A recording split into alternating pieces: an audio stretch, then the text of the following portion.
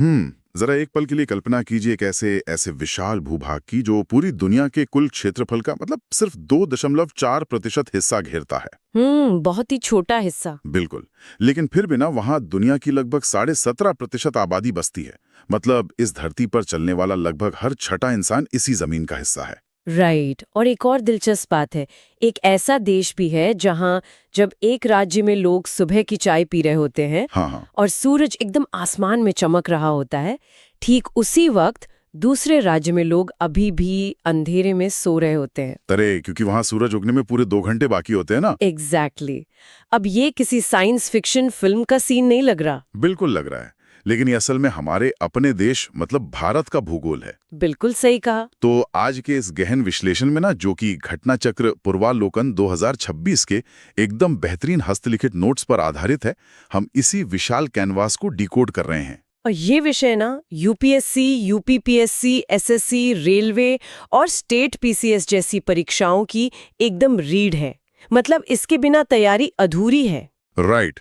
तो इसे महज कुछ आंकड़ों की तरह रटने के बजाय हम इसे विजुअलाइज करेंगे, क्योंकि जब नक्शा दिमाग में छप जाता है ना, तो भूगोल के सबसे उलझे हुए रहस्य भी खुद ब खुद सुलझ जाते हैं। और भूगोल को विजुअलाइज करने की यही तकनीक किसी भी जटिल विषय को समझने की असली चाबी है। बिल्कुल। अक्सर हम अक्षांश, देशांतर या सीमाओं की लंबाइयों को सिर्फ संख्याओं की तरह रटते हैं। हाँ, जो कि सबसे बड़ी गलती है। इन संख्याओं के पीछे ना एक पूरा विज्ञान है, एक तर्क है। तो आज की इस चर्चा का उद्देश्य यही है कि इन तथ्यों के पीछे छिपे क्यों और कैसे को समझा जाए। बिल्कुल। और जब ये समझ आ जाता है कि कोई विशेष रेखा वहीं से क्यों गुजरती है या कोई सीमा वैसी क्यों है जैसी वो दिखती है, राइट, तो फिर परीक्षा के पन्नों पर घुमा फिराकर पूछे गए सवाल भी ना किसी पहेली की तरह नहीं लगते। वो एक तार्किक कहानी की तरह लगने लगते हैं। तो चलिए इस कहानी के सबसे बुनियादी हिस्से से शुरू करते हैं। मतलब इस देश की विशालता। हाँ, आकार और फैलाव। 2.4% जमीन और 17.5% आबादी। ये कुछ वैसा ही है जैसे किसी छोटे से घर में पूरे शहर को दावत पर बुला लिया गया हो। ये बहुत ही बढ़िया उदाहरण दिया आपने। तो इतने भारी दबाव को सहने वाले इस विशाल घर को हम दुनिया के नक्शे पर मापते कैसे हैं, अगर इसे गणितीय चश्मे से देखा जाए? देखिए, इस विशाल घर की माप को समझना बहुत दिलचस्प है।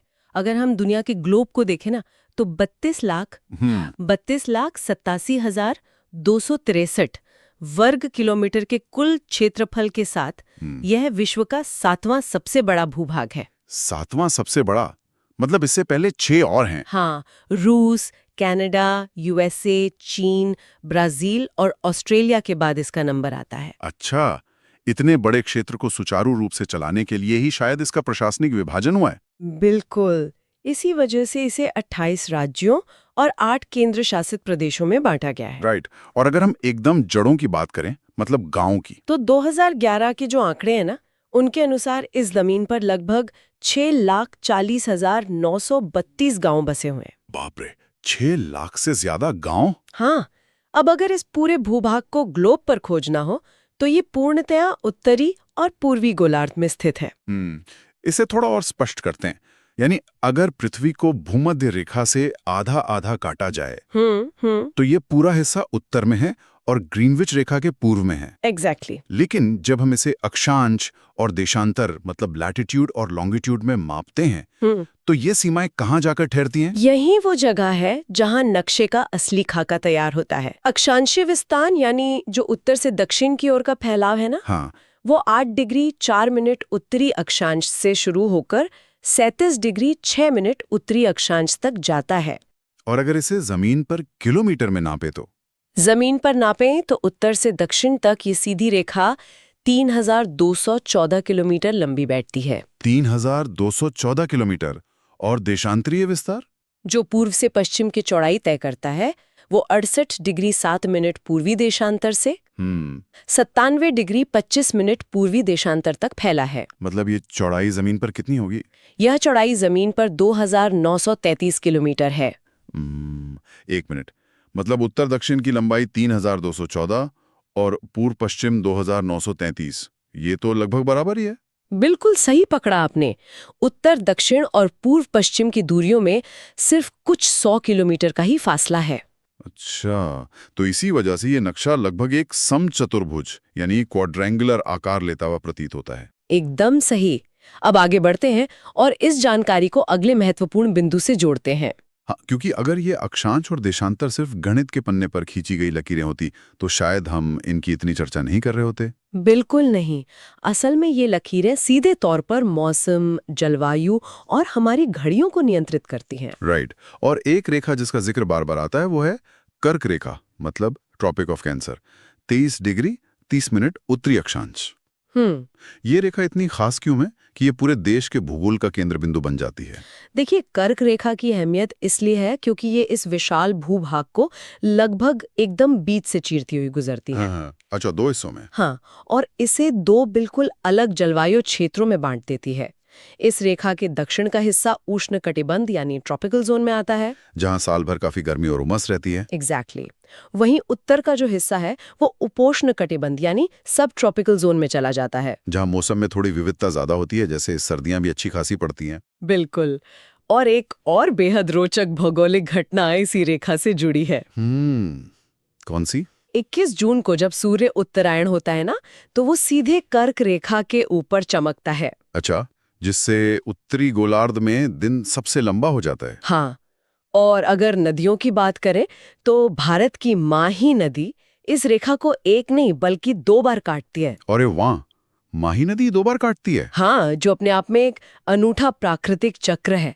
ये परीक्षा की दृष्टि से अत्यंत महत्वपूर्ण तथ्य है। ये माही नदी वाला तथ्य तो वाकई एक बेहतरीन विजुअल बनाता है दिमाग में। बिल्कुल बनाता है। लेकिन जब बात उन राज्यों की आती है जहां से ये रेखा गुजरती है, तो अक्सर छात्रों को एक लंबी सूची थमा दी जाती है जिसे रटना बड़ा मुश्किल होता है। सही कह रहे हैं। तो वो कौन से 8 राज्य हैं और क्या शहरों की सटीक लोकेशन को लेकर भी कोई पेच है? देखिए, रटने के बजाय इसे पश्चिम से पूर्व की ओर एक यात्रा की तरह देखना चाहिए। अच्छा, विजुअलाइज करके। हाँ, गुजरात के तट से प्रवेश करके ये रेखा राजस्थान के एक बहुत छोटे से हिस्से को छूती है। गुजरात, फिर राजस्थान, फिर मध्य प्रदेश के ठीक बीचों बीच से होते हुए छत्तीसगढ़, झारखंड और पश्चिम बंगाल को पार करती है। और अंत में पूर्वोत्तर के राज्य। अंत में ये पूर्वोत्तर के 2 राज्यों त्रिपुरा और मिजोरम से होकर गुजरती है। राइट। गुजरात, राजस्थान, मध्य प्रदेश, छत्तीसगढ़, झारखंड, पश्चिम बंगाल, त्रिपुरा, मिजोरम। बिल्कुल। अब यहाँ शहरों को लेकर जो पेंच है ना, वो ये है कि अक्सर एग्जाम में ये परखा जाता है कि नक्शे की समझ कितनी गहरी है। मतलब सिर्फ राज्य नहीं, शहर भी पूछ लेते हैं। हाँ, उदाहरण के लिए गांधीनगर जो 23 डिग्री 19 मिनट नॉर्थ पर है, भोपाल 23 डिग्री 25 मिनट पर और जबलपुर 23 डिग्री 11 मिनट पर। ये लगभग इसी रेखा पर बैठे हुए शहर हैं। अच्छा, और दिल्ली के बारे में क्या? अगर दिल्ली की बात की जाए तो वह 28 डिग्री 25 मिनट पर है, यानी कर्क रेखा से बहुत दूर उत्तर में। मतलब दिल्ली कर्क रेखा के पास नहीं है? बिल्कुल नहीं। और एक बार एग्जाम में ये भी सवाल उठा था कि मणिपुर इसके किस तरफ है। मणिपुर नक्शे में अगर याद करूं, नक्शे में साफ दिखता है कि मणिपुर इसके उत्तर में रह जाता है, जबकि रेखा उसके नीचे मिजोरम से निकल जाती है। ये बहुत ही बढ़िया पॉइंट है। मौसम का विभाजन तो समझ आ गया, लेकिन शुरुआत में हमने जिस समय के अंतर की बात की थी वो कैसे काम करता है? हाँ, वो 2 घंटे वाला अंतर। हाँ, अरुणाचल प्रदेश में सुबह हो चुकी है और गुजरात में अभी रात है। ये जो पूरे 2 घंटे का अंतर है, इसका साइंटिफिक लॉजिक क्या है? देखिए, इस 2 घंटे के अंतर के पीछे विशुद्ध खगोल विज्ञान और गणित है। गणित कैसे? हम जानते हैं कि पृथ्वी अपनी धुरी पर 24 घंटे में पूरा 360 डिग्री घूम जाती है। राइट, पूरा एक चक्कर। इसका सीधा सा गणित यह है कि 1 डिग्री घूमने में पृथ्वी को 4 मिनट का समय लगता है। 1 डिग्री मतलब 4 मिनट। अब भारत के देशांतरीय विस्तार पर गौर किया जाए। सुदूर पूर्व में अरुणाचल प्रदेश लगभग 97 डिग्री 30 मिनट पर है और पश्चिम में गुजरात और 68 डिग्री 7 मिनट पर है। बिल्कुल। तो इन दोनों छोरों के बीच लगभग 30 डिग्री का फासला है। अच्छा, तो अगर 1 डिग्री का मतलब 4 मिनट है, तो 30 डिग्री का मतलब हुआ 30 गुणा 4 यानी 120 मिनट। एग्जैक्टली। अरे वाह, ये तो बहुत आसान कैलकुलेशन है। हाँ, और चूंकि पृथ्वी पश्चिम से पूर्व घूमती है, इसलिए पूर्वी हिस्सों में सूरज पहले दिखता है। यही कारण है कि अरुणाचल के तिरप में जब सुबह 5 बजे सूर्योदय होता है, तो गुजरात के कांडला तक सूरज की किरणें पहुंचने में 7 बज जाते हैं। लेकिन ये तो एक बड़ी व्यावहारिक समस्या है ना। अगर दोनों जगह अलग अलग समय हो तो ट्रेनें, उड़ानें और दफ्तरों का काम कैसे चलेगा? किसी भारी कंफ्यूजन को सुलझाने के लिए हमारे पास इंडियन स्टैंडर्ड टाइम यानी IST है। राइट।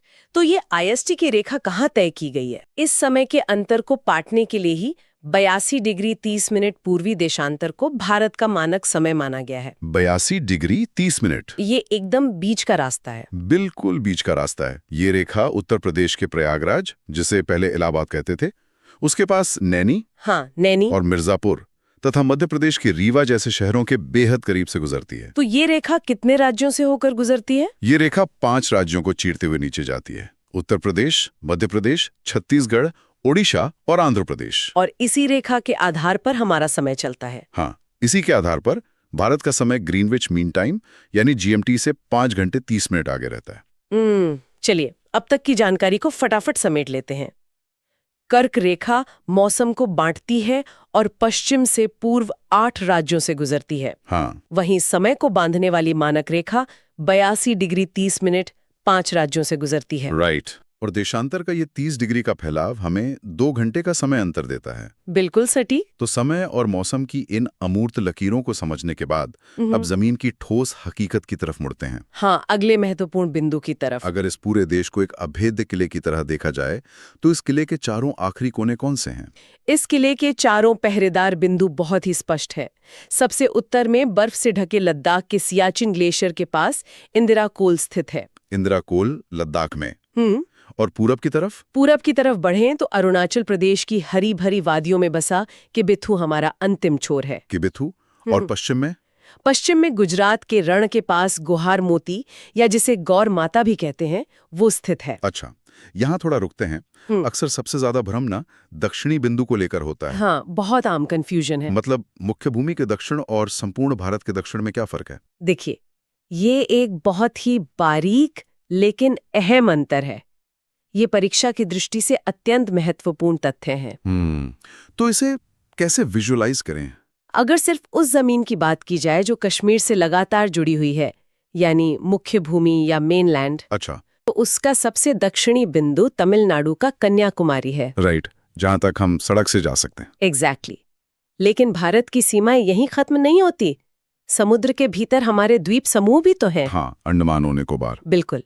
अगर उन द्वीपों सहित संपूर्ण भारत का सबसे दक्षिणी छोर देखा जाए तो वो ग्रेट निकोबार द्वीप में स्थित इंदिरा पॉइंट है। अच्छा, जिसे पहले पिग्मेलियन पॉइंट भी कहा जाता था। एकदम सही, इंदिरा पॉइंट या पिग्मेलियन पॉइंट। कन्याकुमारी का जिक्र आते ही ना एक अद्भुत विजुअल जहन में आता है। ये महज एक जमीनी छोर नहीं है, हाँ, बल्कि ये एक ऐसा बिंदु है जहां विशाल सागरों का मिलन होता है। बिल्कुल। कन्याकुमारी, जिसे प्राचीन काल में केप कुमोरिन के नाम से भी जाना जाता था, एक असाधारण भौगोलिक स्थिति रखता है। इसे पानी का त्रिवेणी संगम कहा जा सकता है ना? बिल्कुल कहा जा सकता है। ये भारत का इकलौता ऐसा स्थान है जहां पश्चिम से अरब सागर, दक्षिण से अथाह हिंद महासागर और पूर्व से बंगाल की खाड़ी की लहरें आकर एक साथ टकराती हैं। एक ही बिंदु पर खड़े होकर 3 अलग-अलग जल राशियों का ये मिलन वाकई खूबसूरत है। सिर्फ खूबसूरत ही नहीं, बल्कि सामरिक और भौगोलिक दृष्टि से भी ये बेहद महत्वपूर्ण है। तो समुद्र की इन सीमाओं से ये सवाल उठता है कि हमारी जमीनी सीमाएं कैसी हैं? जमीनी दीवारें? हाँ, क्या हमारे किले की दीवारें सिर्फ प्रकृति ने पहाड़ों और नदियों से बनाई हैं, या कुछ दीवारें इंसानों ने नक्शे पर लकीरें खींचकर भी खड़ी की हैं? देखिए, हमारे किले की दीवारें प्रकृति और मानव दोनों का मिला जुला रूप है। अच्छा, जरा आंकड़ों पर नजर डालें। अगर कुल भूसीमा यानी जमीनी बॉर्डर को मापा जाए तो वो 15,106.7 किलोमीटर है। 15,106। और तटीय सीमा? द्वीपों को मिलाकर समुद्र तट की कुल लंबाई देखी जाए तो वो 7,516.6 किलोमीटर बैठती है। राइट। और प्राकृतिक और कृत्रिम सीमाओं का क्या कॉन्सेप्ट है? हमारी सीमाओं को 2 श्रेणियों में रखा जा सकता है। अफगानिस्तान, चीन, नेपाल, भूटान और म्यांमार के साथ हमारी सीमाएं घने जंगलों, नदियों और ऊंचे पहाड़ों ने तय की हैं। मतलब वो प्राकृतिक हैं, नेचर ने खुद बनाई हैं। हाँ, लेकिन पाकिस्तान और बांग्लादेश के साथ हमारी सीमाएं कृत्रिम हैं, क्योंकि वे इतिहास के खास मोड़ पर इंसानों द्वारा नक्शे पर खींची गई थी। एग्जैक्टली। अगर इन सीमाओं की लंबाई की बात करें ना, तो यहाँ एक बहुत आम गलतफहमी है। हाँ, बहुत से छात्रों को लगता है कि चीन या पाकिस्तान के साथ हमारी सीमा सबसे लंबी होगी। बिल्कुल, क्योंकि न्यूज़ और भू-राजनीतिक चर्चाओं में हमेशा इन्हीं का जिक्र रहता है। लेकिन क्या ये सच है? ये एक बहुत बड़ा भ्रम है।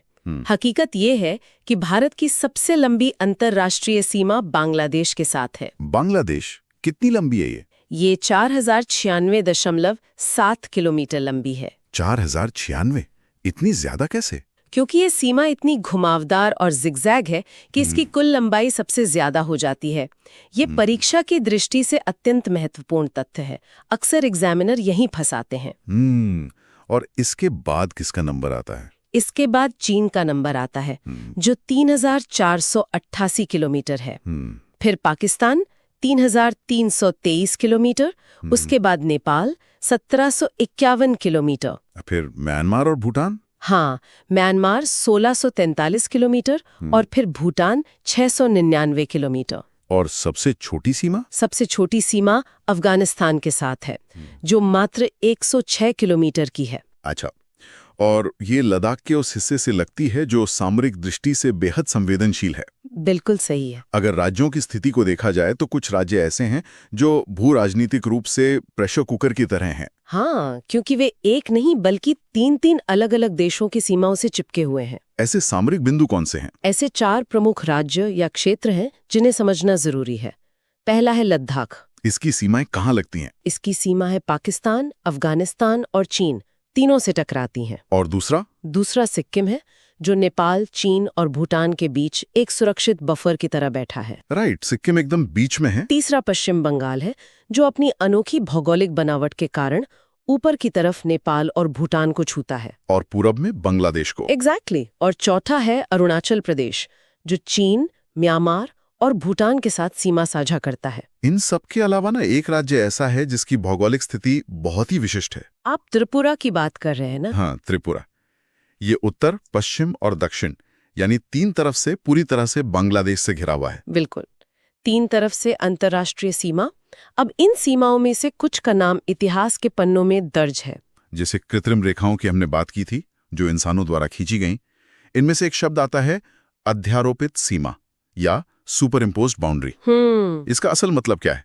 जब हम रेडक्लिफ रेखा की बात करते हैं तो ये महज एक लकीर नहीं बल्कि एक त्रासदी भी रही है। देखिए, अध्यारोपित सीमा या सुपर इम्पोज्ड बाउंड्री का कॉन्सेप्ट बहुत गहरा है। कैसे? इसका मतलब है एक ऐसी सीमा जो स्थानीय भूगोल, संस्कृति या लोगों की सहमति से नहीं बनी। अच्छा, बल्कि किसी बाहरी शक्तिशाली सत्ता ने उसे जबरदस्ती थोप दिया हो। बिल्कुल। 1947 में सर सिरिल रेडक्लिफ ने जो भारत-पाकिस्तान सीमा खींची, वो इसका सबसे ज्वलंत उदाहरण है। मतलब एक ऐसे व्यक्ति ने जिसने कभी यहाँ की जमीन या संस्कृति को देखा ही नहीं था। हाँ, उसने दफ्तर में बैठकर नक्शे पर जो लकीर खींची, उसने खेतों, घरों और सभ्यताओं को एकदम बीच से चीर दिया। ये प्राकृतिक नहीं, पूरी तरह से थोपी गई सीमा थी। सही कहा। इसी तरह 1914 में भारत और चीन के बीच सर हेनरी मैकमोहन द्वारा मैकमोहन रेखा खींची गई, जो मुख्य रूप से अरुणाचल क्षेत्र में है। राइट। और 1893 में ब्रिटिश कर्नल मॉर्टिमर डुरंड ने भारत और अफगानिस्तान के बीच डुरंड रेखा का निर्धारण किया। जमीन पर लकीरें खींचना फिर भी समझ आता है, लेकिन समुद्र में हमारे पड़ोसी देशों के साथ सीमाएं कैसे तय होती हैं? ये भी बहुत दिलचस्प है। जैसे श्रीलंका और म्यांमार जैसे करीबी पड़ोसियों के बीच की दीवारें कैसी दिखती हैं? देखिए, समुद्री सीमाएं पूरी तरह से प्रकृति और भूगोल के हवाले होती हैं। भारत का सबसे नजदीकी समुद्री पड़ोसी श्रीलंका है। हाँ। ये मुख्य भूमि यानी तमिलनाडु से एक पतले समुद्री रास्ते द्वारा अलग होता है, जिसे पाक जल डमरू मध्य या पल्क स्ट्रेट कहा जाता है। या नाम में पाक सुनकर ना कई बार लोग इसे पाकिस्तान से जोड़ लेते हैं। हाँ, ये बहुत बड़ा कंफ्यूजन है, लेकिन इसका नाम ब्रिटिश काल के मद्रास के गवर्नर रॉबर्ट पाल्क के नाम पर रखा गया था। अच्छा, और ये जलसंधि किन्हें जोड़ती है? ये उत्तर में बंगाल की खाड़ी को दक्षिण में मन्नार की खाड़ी से जोड़ती है। और अगर पूर्व में म्यांमार की बात करें तो वहाँ की प्राकृतिक सीमा हिमालय की पर्वत श्रृंखलाओं ने तय की है। कौन सी पर्वत श्रृंखलाएं? अराकान योमा, नागा और पटकाई जैसी अभेद्य पहाड़ियां और इरावदी नदी की तेज धाराएं। यानी ये भारत को म्यांमार से अलग करती हैं। हाँ, ये प्रकृति द्वारा बनाई गई एक ऐसी दीवार है जिसे किसी इंसान ने नहीं खींचा। अंतर्राष्ट्रीय सीमाओं की बात करें तो नोट्स में कुछ रेखाएं बहुत स्पष्ट रूप से हाईलाइट की गई हैं, जैसे मैकमोहन रेखा, जस्ट नाम आता है पाक जल डमरू मध्य, जिसे हम पाल्क स्ट्रेट कहते हैं। हाँ, और यहीं पर सबसे ज्यादा गलती होती है। लोग पाक शब्द सुनते हैं और तुरंत उसे पाकिस्तान से जोड़ देते हैं। मतलब नाम से तो वैसे ही लगता है ना। बिल्कुल, लेकिन असल में ये जलसंधि भारत के दक्षिणी हिस्से को श्रीलंका से अलग करती है। इसके अलावा हमारे कुछ राज्यों की भौगोलिक स्थिति भी बहुत अनोखी है, जैसे सिक्किम और त्रिपुरा को ही ले लीजिए। सिक्किम का नक्शा तो एकदम अंगूठे जैसा लगता है जो ऊपर निकला हुआ है। बहुत ही छोटा राज्य है, लेकिन भू रणनीतिक रूप से बहुत अहम है, जो कि ये 3 देशों से घिरा है, पश्चिम में नेपाल, पूर्व में भूटान और उत्तर में चीन। और इसके ठीक विपरीत त्रिपुरा का उदाहरण देखिए। त्रिपुरा की स्थिति ऐसी है कि ये राज्य उत्तर, पश्चिम और दक्षिण, मतलब तीनों तरफ से पूरी तरह से केवल एक ही देश बांग्लादेश से घिरा हुआ है। और ये पैटर्न मैप रीडिंग के लिए बहुत जरूरी है। अच्छा, सीमाओं को लेकर एक और बड़ी चुनौती होती है पड़ोसी देशों के साथ हमारी सीमा की लंबाई का क्रम याद रखना। हाँ, कुल 7 स्थलीय पड़ोसी देश हैं और इन नोट्स में इन्हें याद रखने की एक बहुत ही स्मार्ट मेमोरी ट्रिक दी गई है। वो बचपन में MBA वाली ट्रिक ना? बिल्कुल। ये ट्रिक इसलिए कमाल की है क्योंकि ये सीमाओं की लंबाई को घटते हुए क्रम यानी डिसेंडिंग ऑर्डर में अपने आप सेट कर देती है। चलिए इसको थोड़ा डीकोड करते हैं। तो देखिए, बचपन के ब से बांग्लादेश, जिसके साथ हमारी सबसे लंबी सीमा है 4096.7 किलोमीटर। फिर च से चीन 3488 किलोमीटर, प से पाकिस्तान 3323 किलोमीटर और न से नेपाल 1751 किलोमीटर। तो ये हो गया बचपन। हाँ, अब आते हैं MBA पर। M से म्यांमार 1643 किलोमीटर, B से भूटान 699 किलोमीटर और आखिर में A से अफगानिस्तान, जिसके साथ न्यूनतम सीमा लगती है महज 106 किलोमीटर। बचपन में MBA मतलब सबसे बड़े से शुरू होकर सबसे छोटे तक एकदम सेट हो गया दिमाग में। खैर, अब जरा उस मूल सवाल पर लौटते हैं जिससे हमने शुरुआत की थी, जमीन का खिसकना। अल्फ्रेड वैगनर का जो महाद्वीपीय विस्थापन सिद्धांत या कॉन्टिनेंटल ड्रिफ्ट, वो बताता है कि गोंडवाना लैंड टूटा और भारत उत्तर की ओर बढ़ा, लेकिन हम ये पुख्ता तौर पर कैसे जानते हैं? हाँ, विज्ञान में सिर्फ कहानियों से तो काम नहीं चलता ना। बिल्कुल, और इसका जवाब एक बहुत ही शानदार वैज्ञानिक तकनीक में छिपा है, जिसे पूरा चुंबकत्व या पैलियोमैग्नेटिज्म कहते हैं। तो ये पूरा चुंबकत्व मतलब क्या? इसे ऐसे समझिए, जब प्राचीन काल में ज्वालामुखी से गर्म लावा निकलता था तो उसमें लोहे के कण होते थे। जब तक लावा तरल रहता है, ये लोहे के कण पृथ्वी के चुंबकीय क्षेत्र के अनुसार खुद को उत्तर दक्षिण दिशा में सेट कर लेते हैं, एकदम किसी कंपास की सुई की तरह। अच्छा, और जब वो लावा ठंडा होता है? बस, जब वो ठोस चट्टान बनता है तो वो दिशा उन चट्टानों में हमेशा के लिए फ्रीज या लॉक हो जाती है। अरे वाह, मतलब वो चट्टानें करोड़ों साल पुराने प्राकृतिक कंपास की तरह काम करती हैं। एकदम सही। तो जब वैज्ञानिकों ने प्रायद्वीपीय भारत की प्राचीन चट्टानों के इस जमे हुए मैग्नेटिक फील्ड का अध्ययन किया तो देखा कि वो आज के उत्तर दिशा से बिल्कुल मेल नहीं खाता। मतलब वो जमीन पहले कहीं और थी। हाँ, गणनाओं से साफ हो गया कि मध्यजीवी कल्प में गोंडवाना लैंड के टूटने के बाद भारतीय प्लेट लगातार उत्तर दिशा की ओर खिसकी है और फिर खिसकते खिसकते ये विशाल यूरेशियन प्लेट से जा टकराई। लेकिन एक चीज जो कंफ्यूज करती है वो ये कि दोनों प्लेटों के बीच सीधा जमीन का टुकड़ा नहीं था, बल्कि एक बड़ा सागर था, तिथिस सागर। तो फिर टक्कर से हिमालय कैसे बना? पानी से पहाड़ कैसे निकले? ये बहुत ही क्रिटिकल पॉइंट है। देखिए, करोड़ों सालों तक उन दोनों विशाल प्लेटों की नदियां अपना मलबा, गाद और अवसाद यानी सेडिमेंट्स उसी टेथिस सागर में गिराती रही थीं। मतलब वो मलबा जमा हो रहा था। हाँ, और जब भारतीय प्लेट और यूरेशियन प्लेट करीब आईं, तो उस टेथिस सागर में जमा अवसादों पर भारी दबाव पड़ा।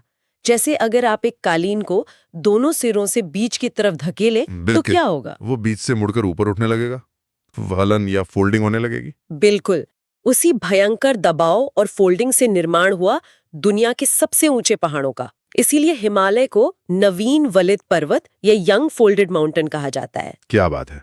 और इसी भूगर्भिक यात्रा के आधार पर भारत को 4 प्रमुख प्राकृतिक प्रदेशों में बांटा जाता है। पहला, उत्तर का पर्वतीय क्षेत्र। दूसरा, विशाल मैदान जो नदियों द्वारा लाया गया। तीसरा, प्रायद्वीपीय पठार जो सबसे स्थिर और प्राचीनतम है, और चौथा हमारे तट एवं द्वीप। तो कहानी यहां तक पहुंची कि टेथिस सागर के मलबे से हिमालय खड़ा हो गया। लेकिन पहाड़ सिर्फ मिट्टी के तो नहीं होते, उनकी नींव चट्टानों की होती है। नोट्स में चट्टान प्रणालियों का जो क्रोनोलॉजी है वो थोड़ा ट्रिकी है। आर्कियन, धारवाड़, गोंडवाना, इसे कैसे याद रखें? इसे एक टाइमलाइन की तरह देखते हैं। भारत का सबसे प्राचीन हिस्सा प्रायद्वीपीय पठार है। जब पृथ्वी ठंडी हो रही थी तब सबसे पहले जो चट्टानें बनी वो आर्कियन क्रम की चट्टानें हैं। ये सबसे पुरानी है। फिर ये धारवाड़ चट्टानें कैसे बनी और इनमें सारा धातु क्यों मिलता है? नोट्स में लिखा है ना कि सोना, लोहा, मैंगनीज सब धारवाड़ में है। क्योंकि धारवाड़ चट्टानें आर्कियन चट्टानों के ही घिसने और करोड़ों सालों के अत्यधिक ताप और दबाव यानी मेटामॉर्फिज्म से बनी है। उस भयंकर दबाव के कारण ही इनमें धातुओं का सांद्रण हुआ। अच्छा, इसके बाद आता है कुडप्पा क्रम, जहां चूना पत्थर मिलता है, और फिर विंध्यन क्रम जो भवन निर्माण सामग्री जैसे सासाराम या आगरा के किले के पत्थर के लिए प्रसिद्ध है। लेकिन इन सब में गोंडवाना बिल्कुल अलग है। धारवाड़ में धातु मिल रही है, लेकिन भारत का 90% से ज्यादा कोयला गोंडवाना चट्टानों से मिलता है। ऐसा क्यों? क्योंकि धातुएं ज्वालामुखी प्रक्रियाओं से जुड़ी हैं, लेकिन कोयला जीवन से जुड़ा है। गोंडवाना काल में धरती पर विशालकाय जंगल थे। विवर्तनीय खलटों के कारण वो जंगल जमीन के नीचे दब गए और वही लकड़ी करोड़ों सालों के दबाव से कोयला बन गई। बिल्कुल, इसीलिए गोंडवाना की पहचान धातु नहीं बल्कि बिटुमिनस कोयला है। ये बहुत बढ़िया लॉजिक है। अब चट्टानों की बात हो ही रही है तो मैं एक ऐसा सवाल उठाना चाहता हूं जो अक्सर परीक्षा में ट्रैप का काम करता है। बताइए। चूंकि मेघालय पूर्वोत्तर में है तो क्या वो हिमालय का हिस्सा है? और यही छात्र सबसे ज्यादा गलती करते हैं। नहीं, मेघालय हिमालय का हिस्सा बिल्कुल नहीं है। मेघालय का पठार असल में हमारे प्रायद्वीपीय पठार का ही विस्तार है। तो मतलब जैसे एक लंबी चॉकलेट बार को बीच से तोड़ दें और बीच का हिस्सा नीचे गिर जाए। मेघालय और प्रायद्वीपीय पठार एक ही चॉकलेट बार है। बहुत ही सटीक विजुअलाइजेशन है। उस बीच के धंसे हुए हिस्से को ही मालदा गैप कहा जाता है। भ्रंशण के कारण वो जमीन नीचे धंस गई, जिसे बाद में गंगा और ब्रह्मपुत्र ने मिट्टी से भर दिया। अरे वाह! तो ये मालदा गैप वाला तथ्य अगर आपको पहली बार समझ आया है ना, तो कमेंट में न्यू लर्निंग जरूर बताएं, क्योंकि ये सच में एक गेम चेंजर पॉइंट है। और भूगर्भिक प्रक्रियाओं का एक और दिलचस्प परिणाम हमारे पश्चिमी तट पर भी दिखता है। पश्चिमी तट का निर्माण नदियों के जमाव से नहीं बल्कि जमीन के उठने और धंसने यानी इमर्जेंस और सबमर्जेंस से हुआ है। अच्छा, इसी से वो केरल के कुट्टानाड का निर्माण हुआ है। जी हाँ, कुट्टानाड भारत का न्यूनतम ऊंचाई वाला क्षेत्र है जो समुद्र तल से भी नीचे है। फिर भी इसे केरल का धान का कटोरा कहते हैं, क्योंकि वहाँ खारे पानी को रोककर खेती की जाती है। ये तो कृषि का चमत्कार है। तो चलिए 30 सेकंड का एक क्विक रिवीजन कर लेते हैं। बिल्कुल। सीमाओं के लिए बचपन में MBA, हिमालय बना टेथिस सागर के मलबे से, कोयला मिलता है गोंडवाना क्रम में, और मेघालय का पठार अलग हुआ है मालदा गैप से। परफेक्ट। अब चलते हैं भारत के सबसे उत्तरी और ऊंचे हिस्से यानी हिमालय की संरचना के अंदर। नोट्स में हिमालय को 4 समानांतर श्रेणियों में बांटा गया है। हाँ, अगर मैप को विजुअलाइज करें तो सबसे उत्तर में तिब्बत की तरफ ट्रांस हिमालय है। ये सबसे प्राचीन है, जिसमें पामीर की गांठ भी है। और इसकी पर्वत श्रेणियों का क्रम क्या है? उत्तर से दक्षिण की ओर चलें तो सबसे ऊपर काराकोरम, उसके नीचे लद्दाख, फिर जास्कर और अंत में पीर पंजाल। और जो पवित्र कैलाश पर्वत है वो इसी के पश्चिमी हिस्से में है। ट्रांस हिमालय के ठीक दक्षिण में आता है महान हिमालय, जिसे हिमाद्री भी कहते हैं। इसका निर्माण ओलिगोसिन युग में हुआ था। इसका क्रोड ग्रेनाइट का बना है। माउंट एवरेस्ट और कंचनजंगा जैसी दुनिया की सर्वोच्च चोटियां यही हैं। यहाँ एक PYQ फोकस है, नेपाल की इन चोटियों को पूर्व से पश्चिम यानी ईस्ट टू वेस्ट क्रम में लगाना। जी, तो सबसे पूर्व में है कंचनजंगा, फिर एवरेस्ट, उसके बाद अन्नपूर्णा और सबसे पश्चिम में धौलागिरी। कंचनजंगा, एवरेस्ट, अन्नपूर्णा, धौलागिरी। बहुत बढ़िया।